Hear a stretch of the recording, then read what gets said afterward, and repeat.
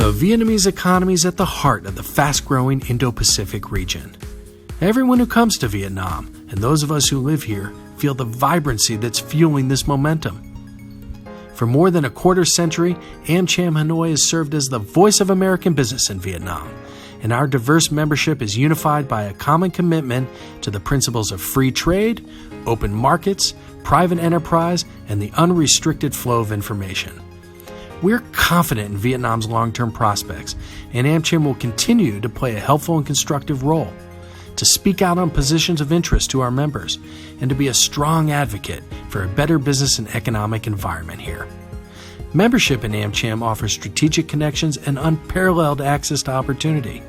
We welcome anyone interested in promoting business and trade links between the United States and Vietnam. Please visit us at amchamhanoi.com. On behalf of the U.S. Chamber of Commerce, I am delighted to be able to address the U.S.-Vietnam Business Summit. This is our third annual summit together, and it's a demonstration of our commitment to the United States-Vietnam relationship. I want to thank our partners at the outset. Let me acknowledge AmCham Hanoi and Adam Sitkoff, who is the president of the chamber, and Jenny Foote, particularly for their support of this work, as well as, of course, my good friends at the Vietnam Chambers of Commerce and Industry, ably led by my friend, Dr. Lop.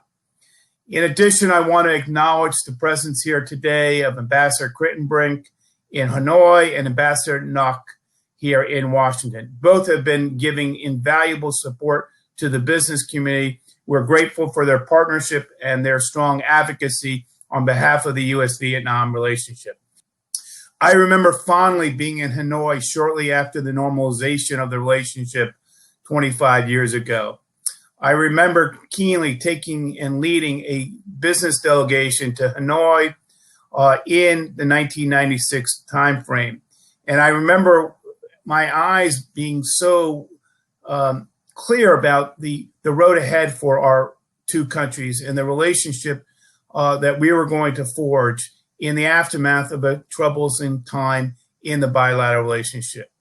Things have greatly improved since 1996. We celebrate the progress of our relationship in the past quarter century. But more importantly, we look forward. What do we want in the next 25 years of our relationship? What are the goals that we want to set out for our governments and our private sector? And how do we get there? These are questions I hope to answer today in our discussion. As we all know, following the U.S. withdrawal from the Trans-Pacific Partnership, TPP, we had some concerns. We had doubts about the opportunity to pursue not only a stronger relationship with the ASEAN region, but with Vietnam in particular. We started talking about perhaps the potential of a free trade agreement between our two countries. There were signals that were positive on both sides. But for a variety of reasons, that did not materialize. That's regrettable from our standpoint, because the potential for increased trade and investment between our two nations is vast.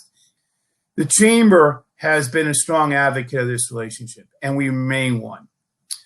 But we aren't clear-headed about the challenges before us.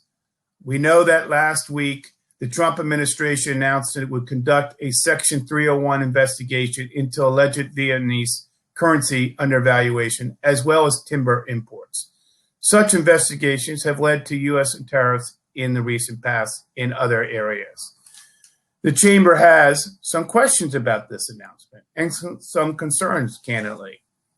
First, coming at a time when the United States is trying to strengthen ties to Vietnam and other partners in the Indo-Pacific region that Secretary Pompeo and Secretary of State of our country has launched forward, and we support. This is not the time to undermine relations with Vietnam. This is a time that the business community wants to support even greater investment and trade relations.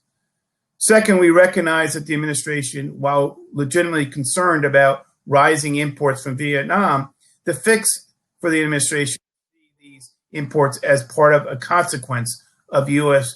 tariffs on Chinese goods. In other words, a result of made in Washington policies. This is something we need to address in our own context in Washington.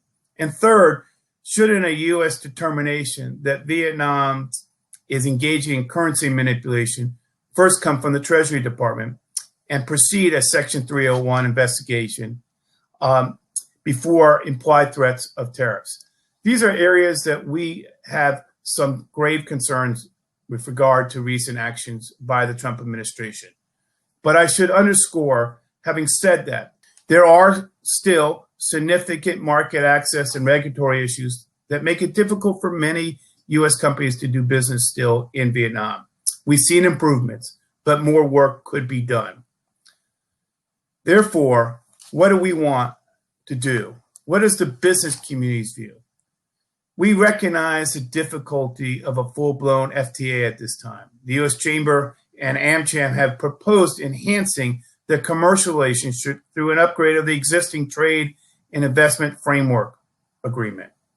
We've called and released a white paper at last year's summit that set out a roadmap to achieve real forward-looking progress in this relationship.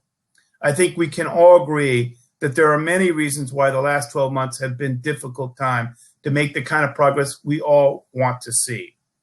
Our proposal here today calls for a series of narrow, discrete agreements under the TIFA umbrella, including in digital economy, energy, IP, trade facilitation, and other areas. These important functional areas will allow us to upgrade the relationship in practical ways while laying the foundation for deeper economic engagement over time. Our relationship is vital and valuable on many fronts. It is vibrant, it is dynamic, it enjoys the strong support of both governments and the private sector in both countries. Working together, our job is to support continued growth and develop a vision for our future. I know the people in our country and the people in Vietnam benefit from the closer ties that we have forged over these last 25 years. But the work is not done.